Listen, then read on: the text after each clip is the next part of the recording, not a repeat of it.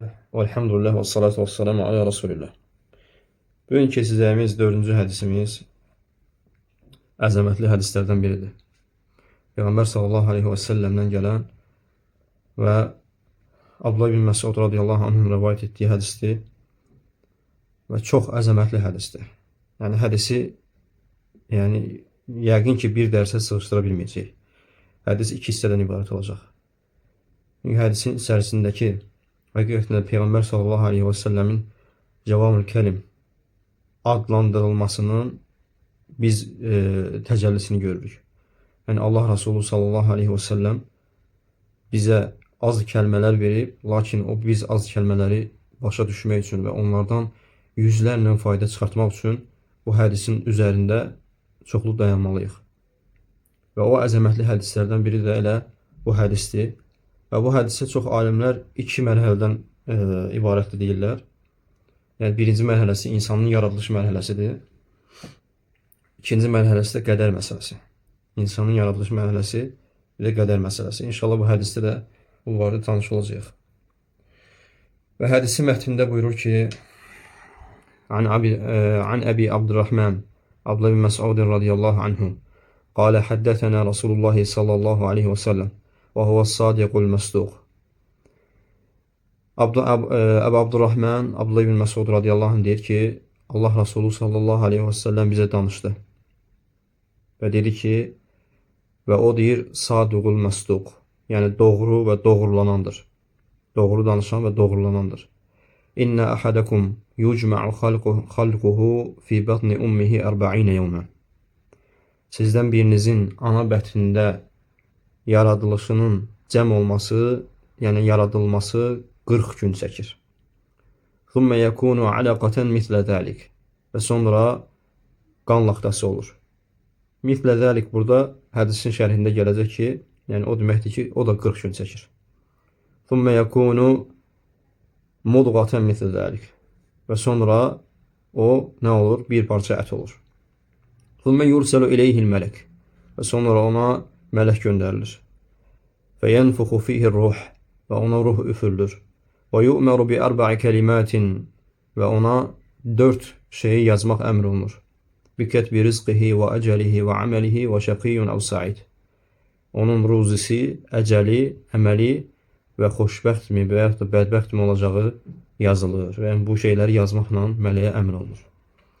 Fəvəlləzi la ilahə qayruh. Özündən başqa heç bir haqq ilah olmayana and olsun ki, İnnə əhədəkum ləyə'məlu bi'əməli əhlil cənnəti həttə mə yəkunu beynəhu və beynəhə illə zira'un. Sizlərdən biriniz cənnət əhlinin əməlini edər. Hətta onunla cənnət arasında bir dirsək qədər məsafə qalana qədər əməl edər. Fəyəsbiqu aleyhil kitab fəyə'məlu bi'əməli əhlin nari fəyədxuluhə. Və sonra deyir, kitabı onu qabaqlayar, od əhlinin əməlini edər və cəhənnəmə daxil olar. Və innə əhədəkum ləyə'məlu bi'əməli əhlin nar həttə mə yəkunu beynəhu və beynəhə illə zira'un fəyəsbiqu aleyhil kitab fəyə'məlu bi'əməli əhlil cənnəti fəyədxuluhə. Ravahul Buxari və Muslim. Böyle ki, sizdən biriniz od əhlinin əməlini edər. Hətta özü ilə onun arasında bir dirsək qədər məsafə qədər qalana qədər. Və sonra kitabı onu qabaqlayar və sonra beləcə o cənnət əhlinin əməlini edər və cənnətə daxil olar. Mən hədisi Buxari Muslim rəvayət edib. Və hədisdə fikir verdinizsə elə mətnindən də görünür ki, həqiqətən çox əzəmətli hədisdir. Və hədisin çox dayanılması gerəkən, üstündə dayanılması gerəkən yerlər var. Və bu yerləri bir-bir inşallah qeyd edəcəyik. Və birinci başlayırıq hədisin ravisindən. Hədisin ravisi Əbu Abdurrahman İbn Məsud bin Qafəl bin Habib Əl-Huzəli Əz-Zuhri Əl-Kufi radiyallahu anhu. Yəni bilinən adı ilə Abdullah ibn Məsud. Abdullah, adı Abdullahdır, kunyəsi Əbu Abdurrahman. Atasının adı Məsud, Abdullah ibn Məsud. Yəni Məsudun oğlu Abdullah. Abdullah ibn Məsud radiyallahu anhu yəni haqqında nə qədər danışsaq da kifayət etməz. O qədər fəzilətli sahabə olub. Allah ondan razı olsun. Və İslam'a ilk girən nəsildəndir Abdullah ibn Məsud radiyallahu anh. Abdullah ibn Məsud radiyallahu anhu 2 hicrət sahibidir. 2 hicrət. Yəni 2 dəfə hicrət edib. Onlardan birincisi Həbəşistana hicrətidir. İkincisi isə Mədinəyə Allah Nəbisi sallallahu aleyhi və səlləmlə birlikdə elədiyi hicrətdir. Abdullah ibn Məsud radiyallahu anhu 2 qibləyə doğru namaz qılmış sahabilərdəndir. 2 qiblə dedikdə nə nəzərdə tutulur? Yəni birincisi Beytül Məqdisə doğru qiblə olarkən Allah Resulü və əshabla birlikdə namaz qılanlardan idi və həmçinin sonradan qiblə dəyişdirildi Kəbəyə tərəf. Və Allah Subhanahu wa Ta'ala Bəqara surəsi 144-cü ayədə buyurur ki: "Qad nara taqalluba vejhika fis-səma." Biz sənin deyir, üzünün göyə tərəf çevirdiyini görürük. Yəni niyə görə Allah Rasulunun üzü qibləyə tərəf, yəni göyə tərəf çönürdü? Niyə görə? Çünki qəlbində bir sıxıntı var idi. Qəlbində bir sıxıntı var idi. Allah Teala buyurur ki: "Fələnuwalliyenneke qibleten tardaha." Odur ki, səni razı qalacağın qibləyə tərəf yönəldəcəyik. Fəvalli vechhaka şatral məscidil haram və haythuma kuntum fəvallu vucuhakum şatrah. Üzünü Məscidül Hərama tərəf çevir. Harada olursunuzsa olun, üzünüzü ona tərəf çevirin. Və bu müjdə gəldikdən sonra bilirsiniz ki, Beytül Məqdisdən qiblə dəyişdirildi Kəbəyə tərəf. Və 2 qibləyə tərəf də namaz qılan sahabelərdən olub. Və Allah Resulü sallallahu aleyhi və səlləmlə birlikdə çoxlu döyüşlərdə iştirak edib. Çoxlu döyüşlərdə. Demək olar ki, Allah Resulü sallallahu aleyhi və səlləmlə bütün döyüşlərdə iştirak edib. Bütün döyüşlərdə. Və Allah Resulü sallallahu aleyhi və səlləmin xidmətində olan sahabelərdən idi. Hansı ki, na'l var. Yəni, ərəblərdə na'l nə edirlər? Yəni, bilirsiniz ki, ayağa geyilən geyimdir. Sandal deyirlər bəzi yerlərdə. Allah Resulü sallallahu aleyhi və səlləm geyindiyi ayaq geyimidir. Və çox vaxtı onu daşıyırdı. Radiyallahu anh. Və Tövbə surəsinin 100-cü ayəsində Allah Taala'nın bizə bildirdiyi sahabelər ki var, Allah Taala'nın bizə bildirdiyi sahabelər ki var, onlara Allah Taala adlandırmışdı nə cür? Allah Taala onları Əs-Səbiqunəl-Əvvəlun adlandırmışdı. Yəni Tövbə surəsinin 100-cü ayəsində. Allah Taala buyurur ki: "Vəs-Səbiqunəl-Əvvəlun minəl-Muhacirin vəl-Ənsar vəl-ləzîne itteba'uhum bi-ihsānin radiyallahu anhum və radu anhu və a'adda lahum cennetin tecri min tahtiha'l-anhar xalidin fīhā əbədə. Zəlikəl-fawzul azim." Dində hamını ötüb keçən ilk mühacirlərə və ənsara, həmçinin yaxşı işlər görməkdə onların ardınca gedənlərə gəlincə, Allah onlardan razıdır, onlar da Allahdan razıdırlar. Allah onlar üçün ağacları və qəsrləri altından çaylar axan, içində əbədi qalacaqları cənnətlər hazırlamışdır. Bu böyük uğurdur, zəfərdir. Və fikir verin, Allah Taala kimləri önə çəkdi? Dində hamını ötüb keçən ilk mühacirlər və ənsar. İlk mühacirlər və ansar. Və onlar üçün xüsusi Allah Taala ayə nazil edib. Və Abdullah bin Məsud radiyallahu anhu da onlardan idi. Abdullah bin Məsud o kəslərdən idi ki, dində ilklərdən idi. Və Tabaraninin Mu'camul Kəbir əsərində və həmçinin İmam Əhmədin Musnədində Ali radiyallahu anhudan rəvayət olunur ki, bir gün Allah Nəbisi sallallahu aleyhi və səlləm misvak yığmaq üçün ağaca Abdullah bin Məsudu yəni ağaca çıxardır. Və sahabelər, subhanallah, fikir verin məsələyə. Sahabelər bu ağacı çıxandan sonra, Abdullah bin Məsud ağaca çıxandan sonra öz aralarında gülüşürlər. Allah Resulü sallallahu aleyhi və səlləm səbəbini soruşanda ki, niyə gülürsünüz? Həmən sahabelər deyirlər ki, ya Resulullah, gördük ki, Abdullah ibn Məsudun, Abdullahın yəni ayaqları çox nazikdir. Yəni həddindən artıq o qədər arıq sahabə olub ki, yəni alimlər deyir ki, onun ayağı bir budağın çubuğu qədər arıq idi. Yəni, fikir verin. Allah Nəbisi sallallahu aleyhi və səlləm deyir ki, "Vəllezî nəfsi biyədih lehuma əthqalu fil mizan yevmel qiyamə min Uhud əv min cəbəli Uhud. Deyir, nəfsim əlində olana and olsun ki, sizin o güldüyünüz o iki ayaqlar ki var ha, yəni arıq olduğuna görə gülürsünüz. Qiyamət günü onların hər biri Uhud dağından ağır gələcək. Uhud dağından ağır olacaq. Subhanallah. Siz indi fikir verin.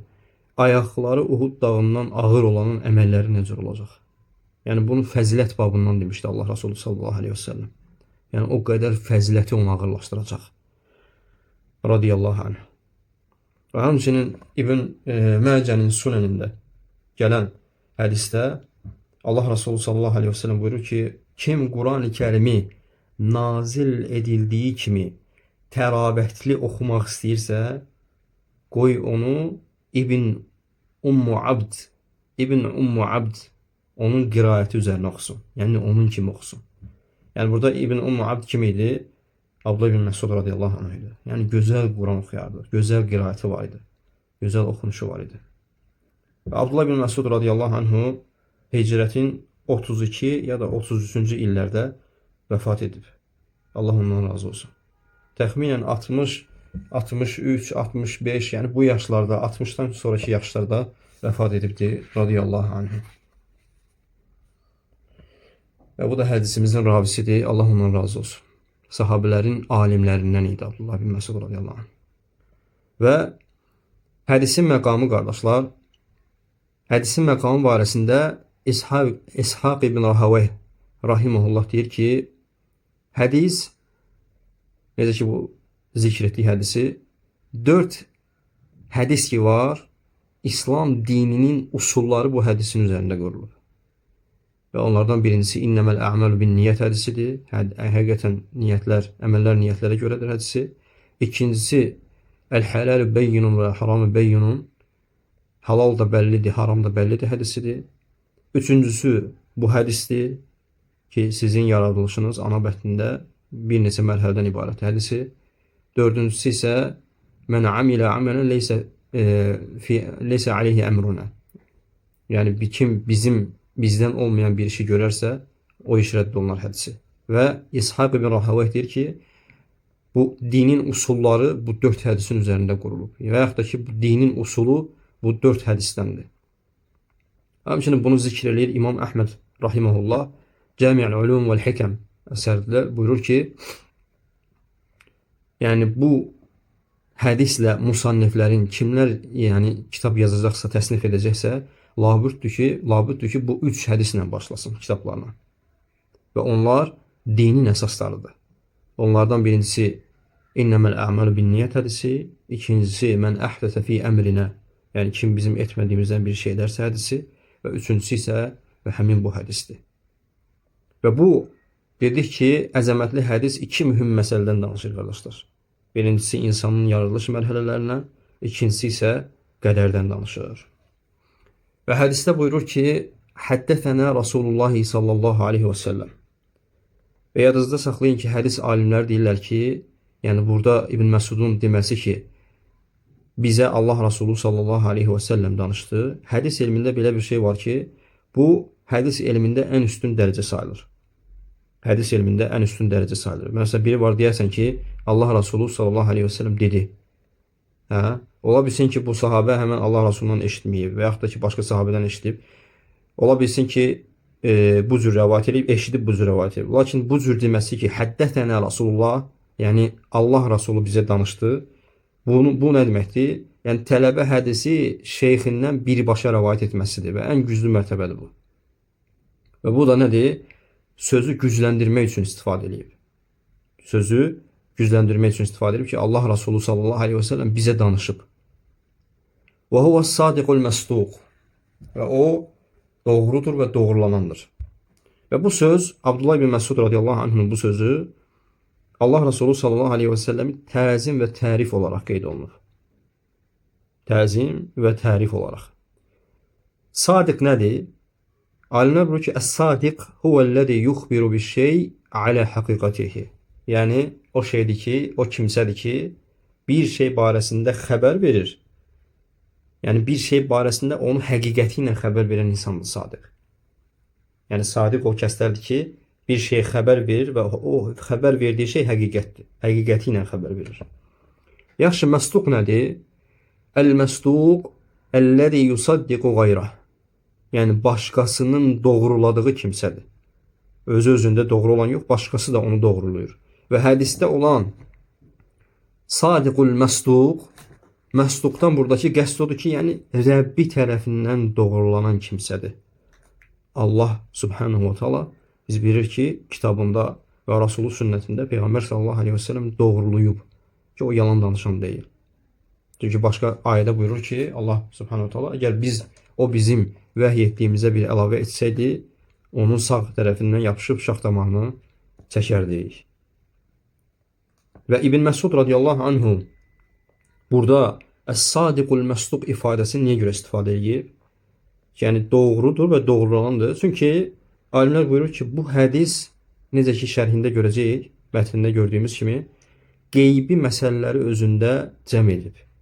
Qeybi məsələlər və qeybi məsələlər hansılardır? Yəni insanın ana bətnində keçdiyi mərhələlər. Yəni o elə mərhələdir ki, o dövrdə belə deyək, o rəngən cihazı yox, yəni o şeyi göstərən yox, indiki kimi. Və bunu görmək qeyri-mümkün bir şeydir. Uşağın hansı mərhələdən keçməsi, nə cür olması ana bətnində. Yəni bunu Allah talandan xəbər vermək üçün, yəni bunu bildirmək üçün insan sadiqul məsduq olmalıdır. Mütləqdir. Çünki bundan başqası bu şey xəbər verə bilməz. Hansı ki o irad tutulmalıydı ki, yəni sən bunu görmüsənmi? Görməyib. Ancaq bu nə məsələdir? Qeybi məsələdir və bunu xəbər vermək Allah Resulü sallallahu aleyhi ve sellemə aid ola bilər. Ancaq. Və bu ancaq sadiqul məsduq tərəfindən vəhiy vasitəsilə edilə bilər. Vəhiy vasitəsilə edilə bilər. Və Peyğəmbər sallallahu aleyhi ve sellemin sadiqul məsduq adlandırılması, yəni bu birinci dəfə deyildi. Bu, yəni hətta Peyğəmbərliyindən qabaq da Allah nəbisini nə cür adlandırırdılar? Əs-sadiqul əmin. Yəni əmin, doğru danışan, əmin kimsə. Doğru danışan, əmin kimsə. Və İslamdan sonra da, yəni Peyğəmbərliyin elanından sonra da sadiqul məsduq adlandırılıbdır. Nəbi sallallahu aleyhi ve sellem. Və buyurur ki, İnnə əhədəkum yucmə'u xalquhu fi bətni ummihi 40 yevmən. Sizin ana bətində cəm olmağınız 40 gün çəkir. Cəm olmağınız 40 gün çəkir. Yəni yaradılışın cəm olması. Və hədis onu göstərir ki, əziz qardaşlar, insanın yaradılış mərhələsi ana rəhmində 3 əsas prosesdən keçir. Necə ki, hədis onu göstərir. Birinci proses, mərhələ, elə indi oxuduğumuz cümlədə qeyd olunubdur ki, bu nütfə mərhələsidir. Yəni bir damla su nütfədən yaranır. Və bu prosesin də, bu mərhələnin də həyata keçməsi, yəni insanın ana bətnində o nütfədən, yəni nütfənin formalaşması, onun saxlanılması, bərkidilməsi, uşağın insanın ana bətnində yaranması üçün bünövrəsinin qoyulması 40 gün çəkir. İkinci mərhələ laxtalanmış qan mərhələsidir. Və sonra o nütfədən 40 gün sonra laxtalanmış qan olur. Və bu da 40 gün çəkir.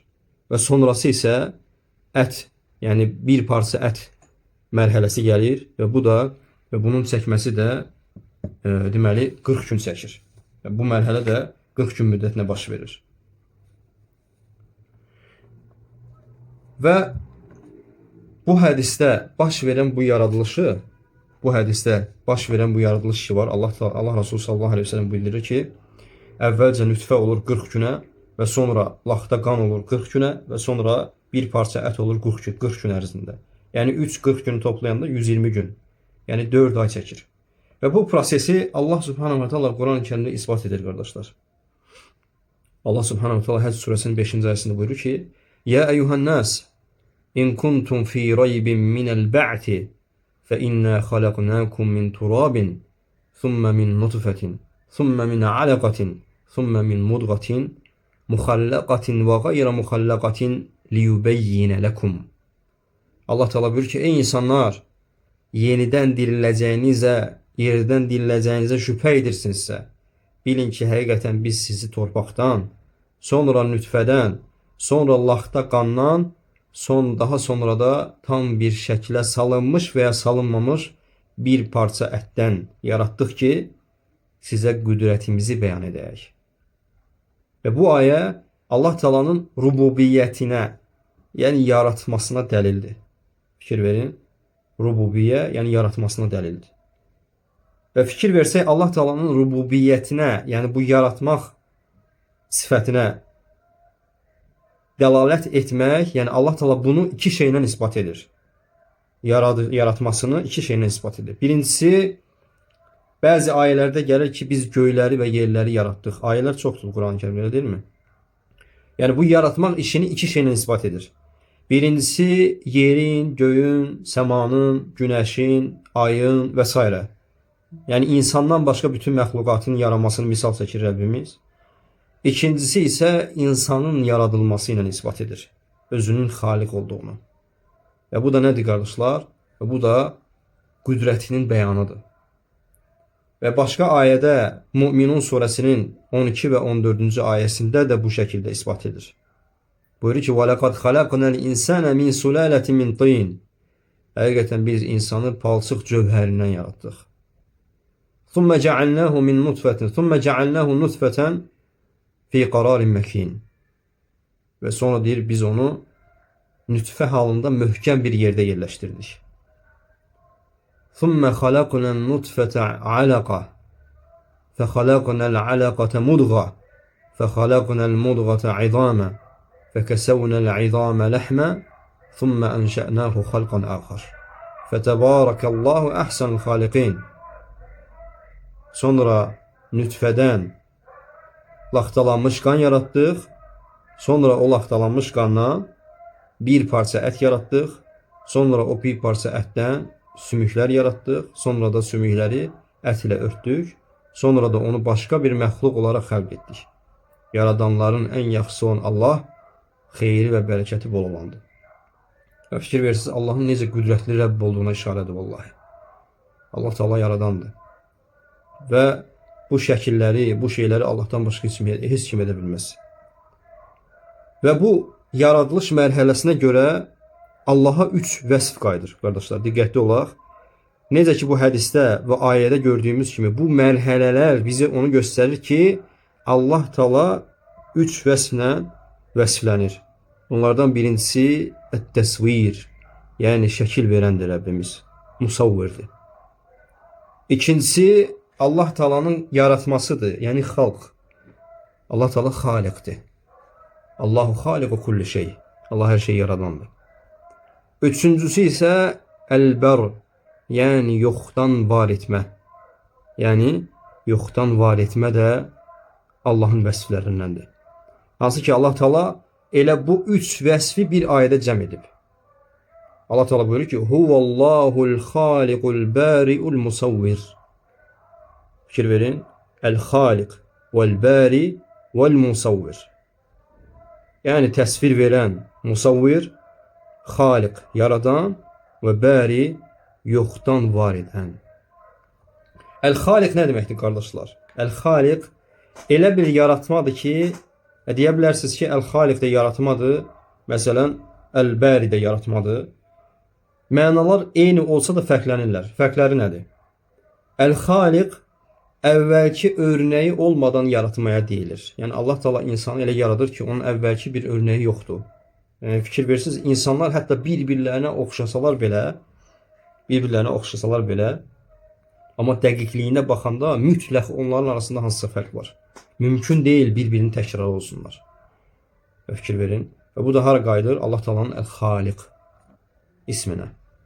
Və sonra deyir ki, Əl-Bəri'u nədir? Əl-Bəri'u yoxdan var edəndir. Yəni bu da nə deməkdir? İnsanı yoxluq aləmindən sən yox idin. Və səni varlıq aləminə çıxartmasının təcəllisidir, bir ismidir. Allah Taala bəridir. Yəni səni yoxluq aləmindən varlıq aləminə çıxardan deməkdir. El-Musavvir isə şəkil verəndir, qardaşlar. Baxın, insanlar necə Allah Taala insanları gözəl şəkildə yaradıb. Və bu surətləri də insanlara ana bətnində verən də kimdir? Rəbbimiz Azza və Cəllədir. Və sonra hədisimizin davamında bir insanın ana bətnində cəm olması, yəni nütfədən cəm olması, onun bərkidilməsi 40 gün çəkir. 40 yevmən. Bəzi rivayətlərdə 40 gün yox, 40 gecə deyilir. Bəzi rivayətlərdə isə fərqlidir rivayətlər. Bəzi rivayətlərdə isə 40 gün və gecə. Yevm və leylə nəzərdə tutulur və qeyd edilir. Sonra buyurur ki, "Thumma yakunu alaqatan." Sonra nə baş verir? Nütfədən sonra laxtalanmış qan halına keçir. Və burada da qeyd etdik ki, mislə dəlik nə deməkdir? Onun kimi, yəni ki, bir halın digər halına baş verməsi, yəni biz 3 mərhələ saydıq. Nütfə, qan laxtası və bir parça ət. Və bu mərhələlərin hər biri neçə gün davam edir? Hər biri 40 gün davam edir. Və thumma yakunu mudghatan mislə dəlik. Və sonra nə olur? Tikə ət parçasına çevrilir 40 gün ərzində. Və burada ayədə qeyd edilmiş, necə ki ayədə biz qeyd etdik ki, muxallaqatin və qeyri muxallaqa, yəni bu ət parçası muxallaqatin və qeyri muxallaqa olmaq üzrə 2 hissədən ibarət olur. Yəni bu ət parçasına çevrilməyin özü də 2 hissədən ibarət olur qardaşlar. Ət parçası 40 gün olur və bu 40 gündə 2 mərhələdən ibarətdir. Muxallaqatin və qeyri muxallaqa. Yəni birinci mərhələsi şəkilsiz ət parçası olur. Şəkilsiz, yəni qeyri muxallaqa və sonra muxallaqaya çevrilir. Yəni sonra Allah Teala o həmin ət parçasına şəkil verərək nəticədə nə olur? Şəkilli ət parçası olur. Yəni insan surəti verilmiş, insan şəkil verilmiş. Artıq o ət parçasına insan şəkli verir musavvir olan Rəbbimiz Azza və Cəllə. Və bu şeylər, bütün bu proses ki var, 120 gündə baş verən bütün bu proses ruhdan əvvəl baş verir. Yəni ruh üfürülməmişdən əvvəl. Ona qədər insan həmin o ana bətnində olan insan sayılmır. Bu 120 günə qədər olan. Və alimlər ona görə deyir ki, əgər bu 120 gün ərzində uşaq vəfat eləyərsə, yəni o düşərsə, o zaman o insan etibar edilmir ona. Yəni insan müamiləsi aparılmır. Çünki artıq ona ruh üfürülməyib hələ. O 120 günlük proses davamlanmayıb. Yaxşı, bu mərhələdən sonra nə baş verir? İbn Məsud radiyallahu anh deyir ki, Allah Resulü deyir ki, "Thumma yursalu ilayhil melek." Və sonra ona mələk göndərilir. Və bu proses nə vaxtdan baş verir? Mərhələ 120 gündən sonra. Və bundan sonra artıq ruh üfürüldükdən sonra bu insan sayılır. Və bu halda dünyasını dəyişərsə, o 120 günlük prosesdən sonra, 4 aylıq prosesdən sonra, mərhələdən sonra, əgər dünyasını dəyişərsə, o insan müamiləsi ilə müamilə olunur və yuyulub cənazə namazı qılınır. Yuyulur və cənazə namazı qılınır. Həmin bu ruh üfürüldükdən sonra. Və sonra deyir ki, وَيُؤْمَرُ بِأَرْبَعِ كَلِمَاتٍ. Və fikir verin, burada bizim qeyd etdiyimiz يُرْسَلُ إِلَيْهِ الْمَلَكِ, necə ki biz mələklər barəsində danışanda dedik ki, elə mələklər var ki, onlar adları bildirilib, elə mələklər var ki, onlar adları bildirilmir. Və burada keçən mələklərin də adları bildirilməyib şəriətdə qardaşlar. Sadəcə bizə nə xəbər verilib? Mələklər göndərilir və onların vəzifəsi nədir?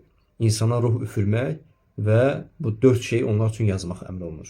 Əmr olunan mələklər, muvakkal olan.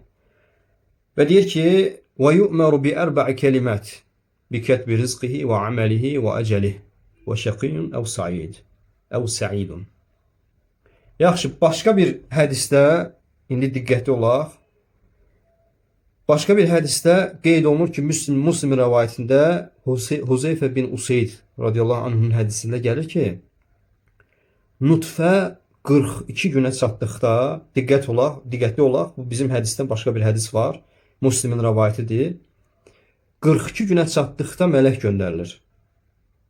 Hansı ki, bu İbn Məsudun radiyallahu anh'ın hədisində bizdir ki, 120 gündən sonra baş verir bu mərhələ, mələyin göndərilməsi. Lakin başqa hədisdə bu mərhələ daha da qısaldılmış formada gəlir. Yəni 42 günə çatdıqda mələk göndərilir. Və həmin mələk Allah Taala'ya deyir ki, Allah Taala ona əmr edir ki, yəni o həmin ana bətnində olana 42 gündən sonra şəkil verməsini əmr edir. Və sonra mələk soruşur ki, ey Rəbbim, bu ananın bəhtində olan oğlandır yoxsa qız? Və Allah Taala istədiyini əmr edir, o da yazır. Və sonra mələk yenə soruşur ki, ey Rəbbim, bədbəxtdir yoxsa xoşbəxtdir? Və Allah Taala istədiyini əmr edir, o da yazır. Və sonra ruzisi barədə soruşur və Allah Taala əmr eləyir, o mələk yazır. Yaxşı, bu iki hədisi necə cəm eləyiblər alimlər? Yəni çünki baxırsan ki, yəni bunun zahirində bir anlaşılmazlıq olur, ziddiyyət olur. Çünki bu hədisdə gəlir ki, əlimizdə olan hədisdə 40 hədisdə Abdullah ibn Məsuddan ki, 120 gündən sonra baş verir bu mərhələ. Lakin Müslimin digər hədisində bu mərhələ 42 günə çatdıqda baş verdi deyilir. Allah daha doğrusunu bilir. Alimlər deyir ki, bu barədə iki hədisi cəm eləyəndə hər insana bu proses fərqli şəkildə baş verir. Bu mərhələ hər insana fərqli şəkildə baş verir. Bəzi insanlarda 40 gecə sonrasında, yəni 42 gün sonrasında, necə ki burada hədisdə qeyd edilir, bəzilərində isə İbn Məsudun bildirdiyi kimi 120 gündən sonra baş verir bu proses. Və bu hədisi alimlər bu cür cəm ediblər və doğrusunu Allah bilir. Və dedik ki, Allah Taala ona əmr eləyir ki, nəyi yazmasını?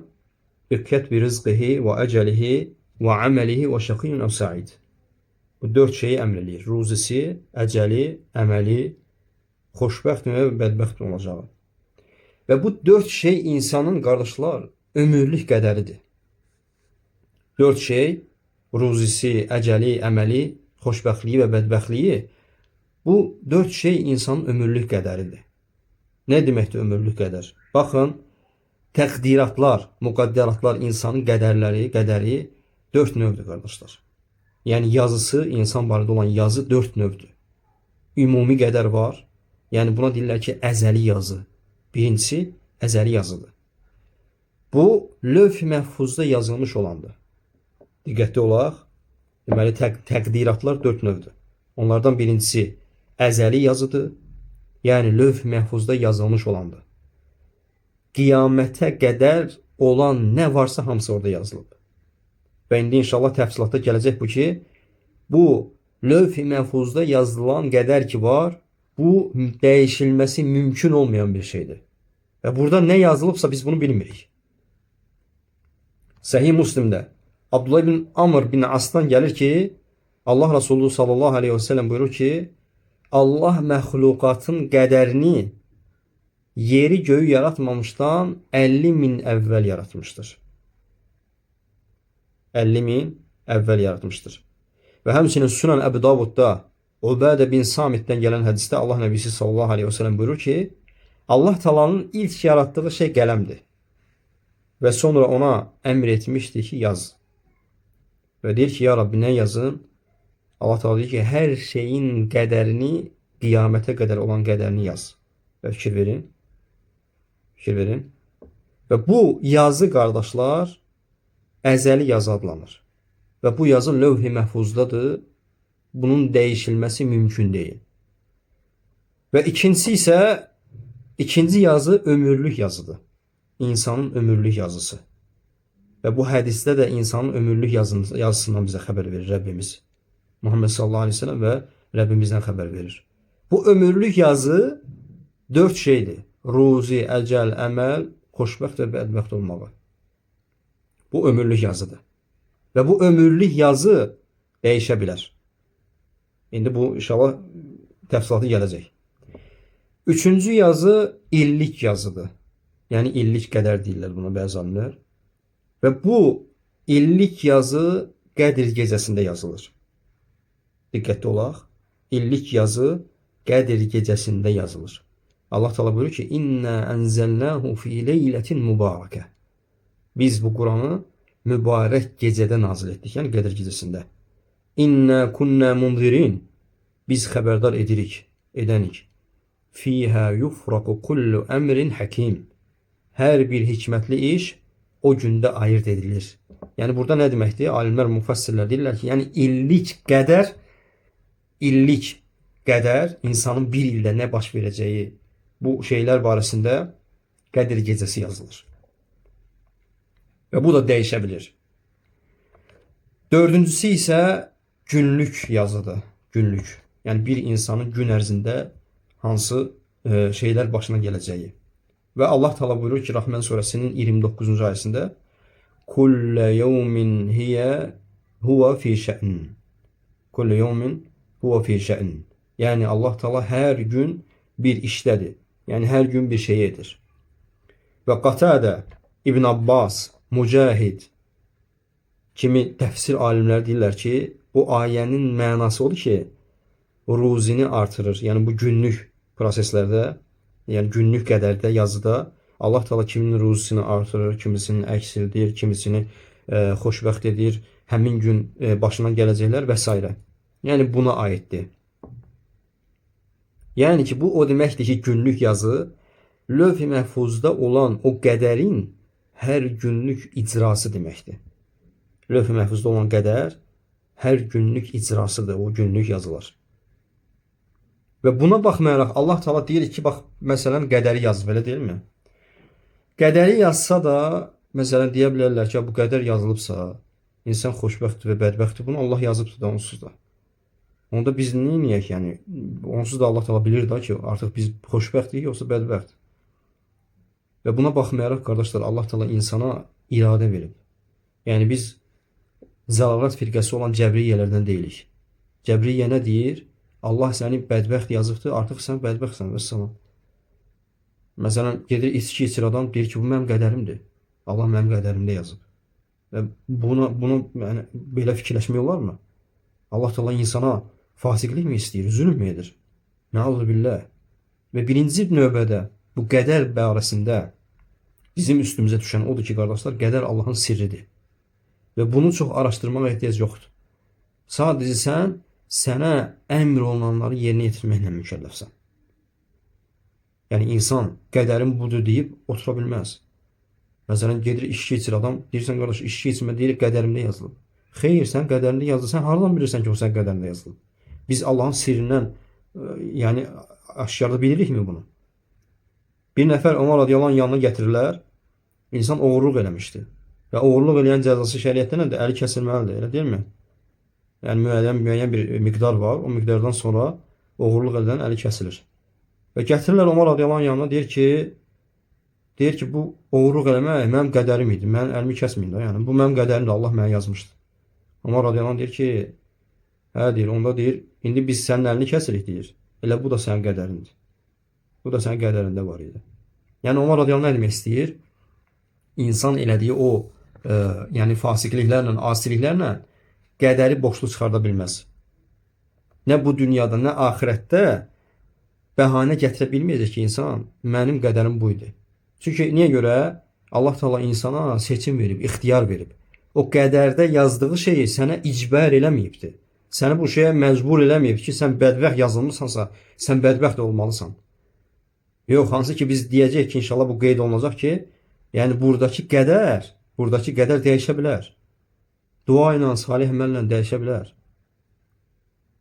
Yəni bu şeyin, 4 şeyin yazılışı məcburi deyil. Qul ixtiyar sahibidir. Lakin bununla yanaşı öz seçimlərində Allahın əzəldən yazdığı qədərdən çıxa bilməz. Ona görə də insana vacib olan nədir, qardaşlar? Rəbbi haqqında gözəl zəndə olmalı və xeyir əməlləri davam eləməlidir. Və Allah Resulü sallallahu aleyhi və səlləm buyurur ki, "Mə minkum min əhədin illə qad kutibə məq'aduhu minən-nar və məq'aduhu minəl-cənnə." Allah Resulü sallallahu aleyhi və səlləm deyir ki, sizdən elə biriniz yoxdur ki, onun cənnətdə də, cəhənnəmdə də yeri hazır olmasın. Var, yeriniz var yəni. Sahabələr təşvişə düşür, soruşurlar ki, ya Rasulullah, əfələ nəttəkilu alə kitabinə? Biz deyir, madam ki bizim yerimiz yazılıbsa artıq, yəni buna etimad eləyib oturaqmı? Əməl etməyək, əməlləri tərk edək. Allah Resulü sallallahu aleyhi ve sellem deyir ki, İ'məlu, siz əməl edin. Və kullun müyəssərun limə xuliqə ləh.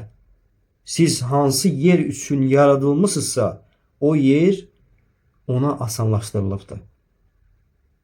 Baxın, bugün insanlar, belə deyək, elə insanlar görürsünüz ki, necə asanlıqla Allahın haram etdiyi şeyləri edə bilir. Necə asanlaşdırılıb ona, elə deyilmi? Bizə elə gəlir, deyilmi? İman əhli olaraq görmüşük. O asilər, o Allaha asi olanlar, qeyri-müsəlmanlar necə Allaha asiliyi belə rahat eləyə bilirlər. Əlləri Allah Taala onlar üçün elə şeyləri asanlaşdırıb yəni. Bu da nədəndir qardaşlar? Bu Allahın sünnətidir yer üzərində. Allah Taala kim hara yəni yazılıbsa o əməlləri onlar üçün asanlaşdırıb. Və sən bugün ibadət, itaət üzərindəsənsə, Allaha ibadət edib, Rasula tabi olub, əmr və qadağanlara itaət edirsənsə, qadağanlardan çəkinirsənsə, bu sənin yerindir. Yəni arxayınlaşmaq üçün demirəm bunu. Sadəcə bil ki, hər kəs Rasulullah sallallahu əleyhi və səlləm demiş, deyibdir, hər kəs onun üçün yazıldığı yerə onun əməlləri ki var, cənnət əhlinin əməli ki var, o işlər sənin üçün asanlaşdırılacaq. Əgər o da əhlindən-sənsə, Allah qorusun, o odun əməlləri də sənin üçün asanlaşdırılacaq. Narahat olma yəni. Və sonra Allah Nəbisi sallallahu aleyhi və səlləm buyurur ki, həmin bu ayələri oxuyur. Leyl surəsinin 5-ci və 10-cu ayələrini oxuyur. Əmmə mən kənə min əhli səadə, kim saadət əhlindən isə fəyüyəssiru li'aməli əhli səadə. Və bu Allah Rasulunun sözləridir. Üzr istəyirəm. Allah Rasulü sallallahu aleyhi ve sellem deyir ki, kim saadət əhlindən isə fəyüyəssiru ləhu li'aməli əhli səadə. Onun üçün saadət əhlinin əməli asanlaşdırır. Və əmmə mən kənə min əhli şəqa, və kim də bədbəxt olaraq yazılıbsa, fəyüyəssiru li'aməli əhli şəqa. Onun üçün bədbəxtlərin əməli asanlaşdırır. Və sonra ayəni oxuyur ki, Allah Resulü sallallahu aleyhi ve sellem وَأَمَّا مَنْ أَعْطَى وَاتَّقَى وَصَدَّقَ بِالْحُسْنَى فَيُيَسِّرُهُ لِلْيُسْرَى. Allah Teala buyurur ki, kim sədəqə verərsə, yəni verərsə Allah yolunda və təqvalı olarsa və tövhidini, bu dinini təsdiq edərsə, biz bunu ona asan edərik. Biz bunu nə edərik? O kəsə asan edərik. Və sonra buyurur ki, bikətb rizqihi, yəni onun rızqını yazarıq. Allah Resulü deyir ki, sallallahu aleyhi ve sellem. Yəni burada ruzidən də qəsd odur ki, o ruzinin keyfiyyəti, azı, çoxu, halal mı olması, haram mı olması və s. Və əcəlihi, və əcəli yazılar. Yəni ömrünün müddəti, harda, nə cür öləcəyi, qısa mı həyat yaşayacağı, uzun mu həyat yaşayacağı və s. Və aməlihi, yəni onun əməli, salih əməlli bir insan olacağı və yaxud da fəsadçı mı olacağı. Və şəqiyyun və əv səid, xoşbəxt və ya bədbəxt olacağı. Və fikir versək burada xoşbəxtlik və bədbəxtlik deyəndə bu axirətə aiddir qardaşlar. Dünyada insanın xoşbəxt və bədbəxt olmasından söhbət getmir. Məsələn, insanların lüğətində dünyada xoşbəxt və bədbəxt olma nə deməkdir? Bir şeyə pulun çatırsa, alıb yeyə bilirsənsə, deyirsən xoşbəxtsən. Və yaxud da ki, malın azdırsa, kasıbsansa deyir, xeyr, bu belə deyil. Bu Allah qatında keçərli bir şey deyil. Allah qatında keçərli bir şey, xoşbəxtlik və bədbəxtlik nə deməkdir? Axirət gününün xoşbəxtlərindən və bədbəxtlərindən söhbət gedir. Və bu barədə olan ayəni də qeyd edə inşallah bununla yekunlaşdıraq. Allah Subhanahu wa Taala Hud surəsinin 105, 106, 107 və 108-ci ayələrində buyurur. Əuzu billahi mineşşeytanirracim. Ta'rifu fi vucuhihim nadratan na'im. Sən onların üzündə səadət parlaqlığı görəcəksən. Bu Mutaffifin surəsinin 24-cü ayəsidir. Yəni qiyamət günü cənnət əhlinin üzərində nə olacaq? Allahumma ca'alna minhum. Allahım bizləri onlardan et. Səadət parlaqlığı görəcəksən. Yəni xoşbəxt olacaqlar.